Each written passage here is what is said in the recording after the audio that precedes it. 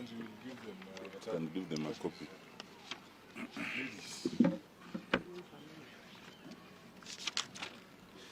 No, later. Yes, yes, because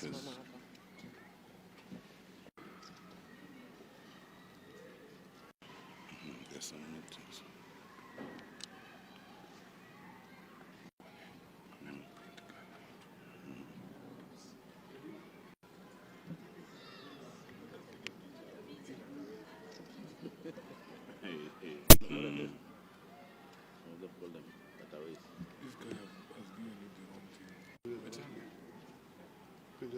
Yeah, because it's not made the corrections.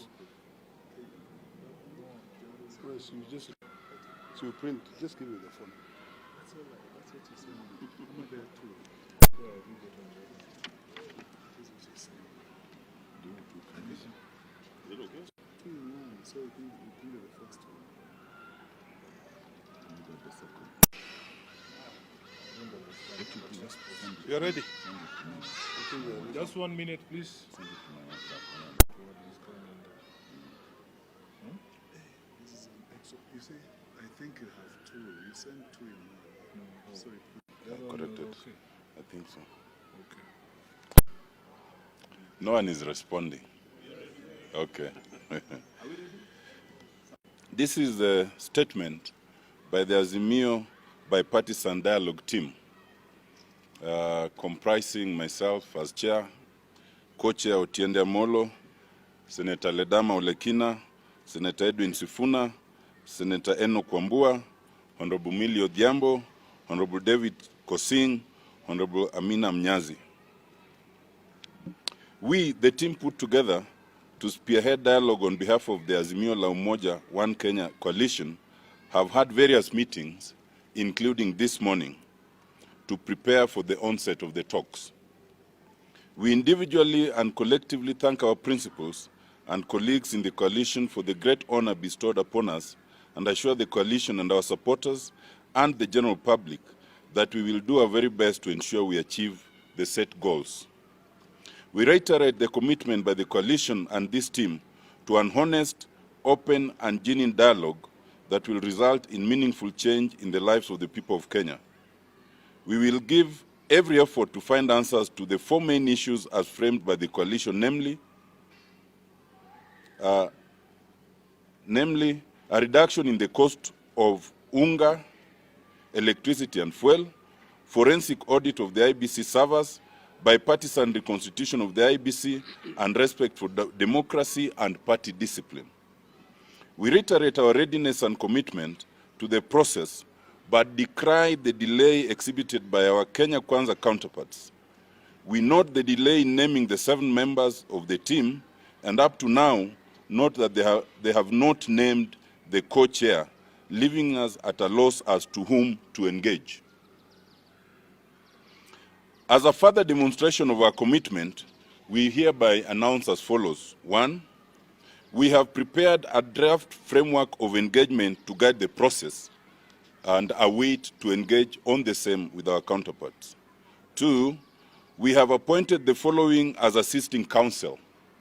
First, Professor Makau Mutua, and second, Honorable Jeremiah Kioni. 3, we have appointed Advocate Paul Mwangi to act as Joint Secretary. We note that our counterparts have named Honorable Adan Kainan as part of their team. Honorable Kainan is a member of Azimio. The issue of party discipline is one of the 4 cardinal issues on the table, and his inclusion is in bad faith, unlawful, and intended to delay the process. We therefore request our counterparts to reconsider and replace Honorable Kainan so that we can move with speed. This is an extra-parliamentary process initiated by the principles of Kenya Kwanza and Azimio la Umoja One Kenya Alliance.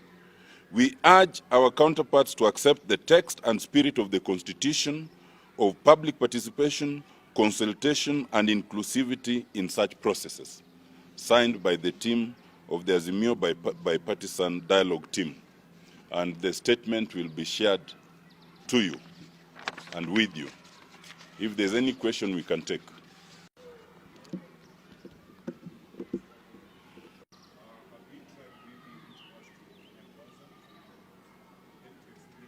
just explained in the statement that we do not know who to engage. Until they name their co-chair, we won't know who to approach. We are waiting for them to name their co-chair, then we can reach out.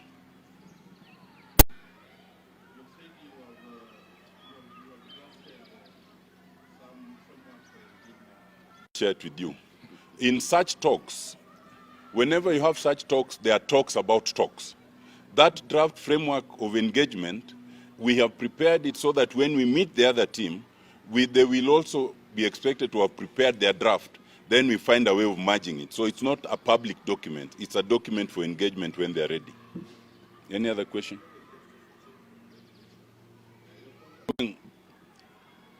Whenever you have a dialogue, you must be careful what is said in the context of the dialogue and what is said outside. To the best of our knowledge, the team that has been appointed is yet to say anything. Those who have spoken are not part of the team, and therefore we do not find it necessary to respond to that.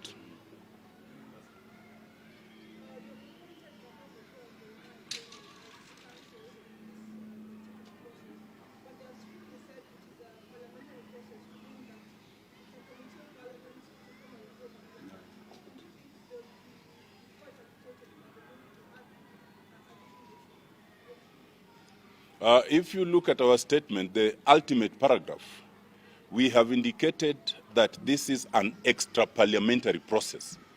And we have urged them to accept the text and spirit of the Constitution.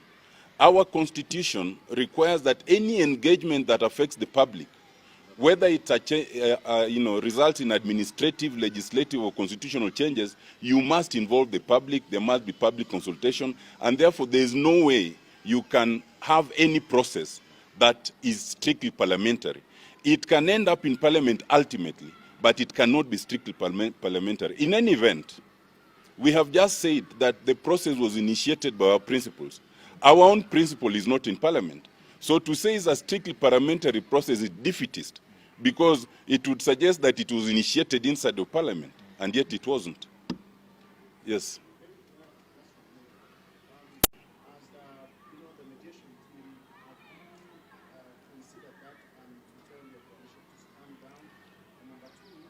Let me start with your second question. As is clear from our statement, the cost of living, especially reduction in unga, fuel, and others, is our priority number one.